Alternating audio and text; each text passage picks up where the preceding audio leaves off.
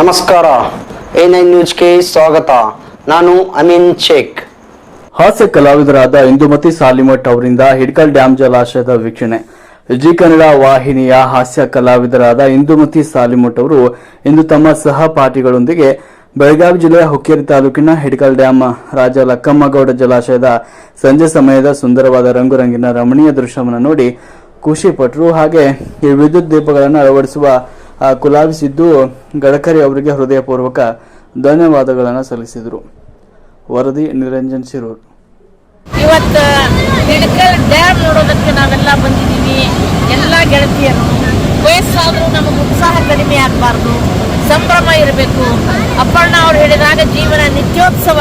ಬನ್ರಿ, ಗೋಕಾಕ್ ಫಾಲ್ಸ್, ಈ ಹಿಡ್ಕಲ್ ಡ್ಯಾಮ್ ಎಂಥ ಧಾರಾಕಾರವಾಗಿ ಹರಿಯುವಂಥ ನೀರು, ನೈಸರ್ಗಿಕ ಸಿರಿ ಸಂಪತ್ತು, ಹಸಿರು ಹಸಿರಿನ ವನಸಿರಿ, ಇದು ಎಂಥ ಒಂದು ಸುಂದರವಾದ ತಾಣ.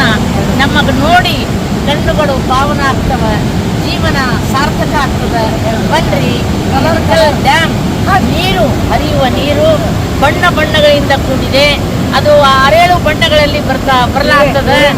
ದುಮ್ಮಿಕ್ಕಿ ಹರಿಯುವ ಜಲಧಾರೆಯಲ್ಲೂ ದುಂಬಿಯ ಹಾಡಿನ ಜೇಕಾರದಲ್ಲೂ ಗಮ್ಮನೆ ಮುಂಬಿರುವ ಹೊಸ ಹೂವಿನಲ್ಲೂ ತುಂಬಿದೆ ಒಲವಿನ ಸಾಕ್ಷಾತ್ಕಾರ. ಜೀವನ ಸಾಕ್ಷಾತ್ಕಾರ ಆಯಿತು. ಸಂತೋಷದ ಸಂಭ್ರಮದ ಗಳಿಗೆಗಳು. ನಾವು ಬಹಳ ಮನಸ್ಸು ತುಂಬಿ ಹೃದಯ ತುಂಬಿ ನೋಡ್ತಾ ಇದ್ದೀವಿ.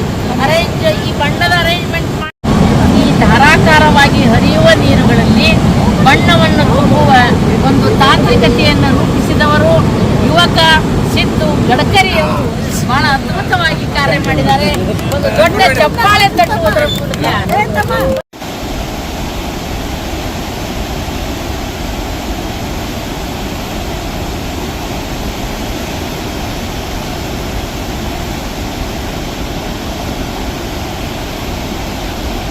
ನಿರಂತರ ಸುದ್ದಿಗಳಿಗಾಗಿ ನೋಡ್ತಾ ಇರಿ A9 ನ್ಯೂಸ್.